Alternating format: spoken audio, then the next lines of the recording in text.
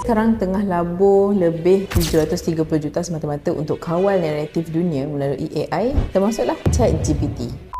Sekarang ni, hampir semua benda kita baca dan tengok dihasilkan atau disusun oleh AI. Tapi bila teknologi ni mula kawal oleh pihak tertentu, cerita siapa yang sebenarnya kita akan percaya? Menurut dokumen rasmi di Amerika Syarikat, Kementerian Luar ini dia upah syarikat komunikasi gergasi Clock Tower untuk jalankan kempen global kawal naratif media sosial. Matlamatnya jelas, capai lebih 50 juta tontonan dalam bentuk dan pandangan dunia yang mesra.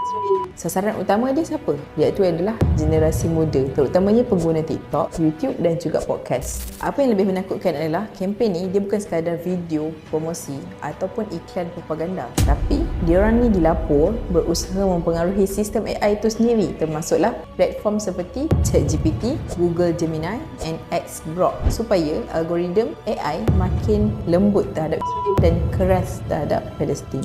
Cuba bayangkan suatu hari nanti bila kita tanya AI tentang Gaza atau sejarah penjajahan, jawapan yang keluar bukan lagi berpihak pada fakta, tapi naratif yang dibayar. Inilah bentuk penjajahan baru, bukan hanya sekadar tanah, tapi juga dengan maklumat.